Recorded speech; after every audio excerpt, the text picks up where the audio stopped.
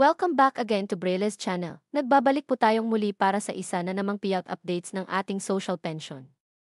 Dahil ngayon ay marami na naman ang naglabas ng kanilang payout schedule mula sa iba't ibang lugar at hindi lamang yan dahil tuloy-tuloy pa rin ang pamamahagi ng 10,000 cash gift incentives para sa lahat ng beneficiaries.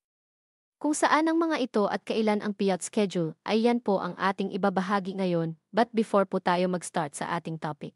Kung bago ka pa lang sa aking channel, please do kindly subscribe, like, and share na din sa ating mga kaibigan, kaanak o kapwa po natin pensioners at please do share na din sa ating mga social media accounts para mas marami pa ang makaalam. With no further ado, let's begin na po sa ating topic. Breaking news. Wow, ang dami ulit. Social Pension latest payout update schedule from March 8 to 15 of year 2025. At ang tuloy-tuloy na pamamahagi ng 10,000 cash gift incentives sa lahat ng senior beneficiaries ng kanilang lugar.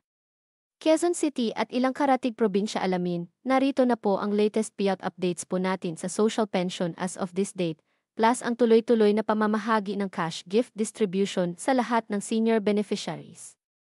Simulan po muna natin sa probinsya ng Real Quezon. Ang lahat ng beneficiaries ay makakatanggap ng para sa first quarter ng taon amounting to 3,000 pesos. Nakaschedule na po ang inyong payout this March 7. Kabilang dito ang Barangay Masikap, Maunlad, Bagong Silang, Yabak, Maragondon at Barangay Tanawan. On March 10, nakaschedule ang payout ng Barangay Pandan, Lubayat, Malapad, Kapalong at Barangay Tignoan. Sa March 11 naman nakaschedule ang Barangay Tagumpay, Kiloloron, Kawayan at Poblacion 1, Poblacion 61 at Barangay Ungos. Next ay sa probinsya ng Dimyao, Bohol, nakaschedule na po ang inyong payout this March 6, kabilang dito ang Barangay Canlambong, Kabanbanan, Lapsaon, Oas, Malijaw, Kanhayupon, Kadapagan, Kabagakian, Kambakol, Limokon Ilaya at ang Barangay Limokon Ilaod. Kasabay din mag-payout ang Barangay Pagsa, Baguhan, Abihid, Gindagitan, Balbalan, Banban at Barangay Puangyuta. On March 7 naman nakaschedule ang Barangay Tanguhay, Bilisan, Kasingan, Taongon Canandam, Taongon Kabatuan at Barangay Tawid Bitaog. Kasama rin dito ang Barangay Cambayaon, Ginguyuran, Bauhugan, Iil, Katugasan, Pangihawan, Bakilid, Alemanya, Datag, Luyo at Barangay Sawang. Next ay sa probinsya ng Barog, Sibawan, Kidapawan City. Nakaschedule na po ang inyong payout this March 14 na gaganapin sa inyong Barangay Covered Court na mag-start ng 8 to 12 ng tanghali.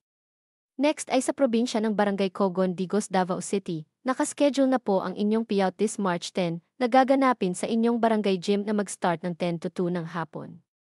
Ang sumunod ay sa probinsya ng Pantaoragat, Lanao del Norte. Nakaschedule na po ang inyong payout this March 6 hanggang March 7 na gaganapin sa inyong municipal auditorium na mag-start ng 8 to 4 ng hapon.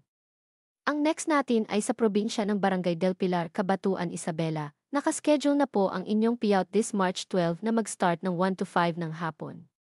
Ang sumunod ay sa probinsya ng Barangay Morales, Coronadal South, Cotabato. Nakaschedule na ang inyong payout this March 10 na gaganapin sa inyong barangay gym na mag-start ng 8 ng umaga. Samantala, tuloy-tuloy pa rin ang pamamahagi ng cash gift incentive sa lahat ng senior beneficiaries ng kanilang lugar. Ito ang latest updates po natin ngayon.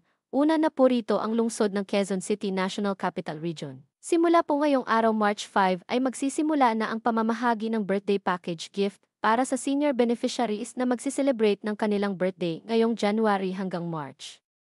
Magpunta lamang po kayo sa inyong action office per district mula Lunes hanggang Biyernes from 8 to 5 ng hapon. Next naman ay sa probinsya ng Dimasalang, Masbate. 7 senior beneficiaries ang nakatanggap ng tig 10,000 pesos cash gift mula sa kanilang pamahalaan. Sumunod dito ang probinsya ng Barangay Bañadero, Calamba, Laguna. 1 senior beneficiaries naman ang nakatanggap din ng 10,000 pesos mula sa kanilang pamahalaan.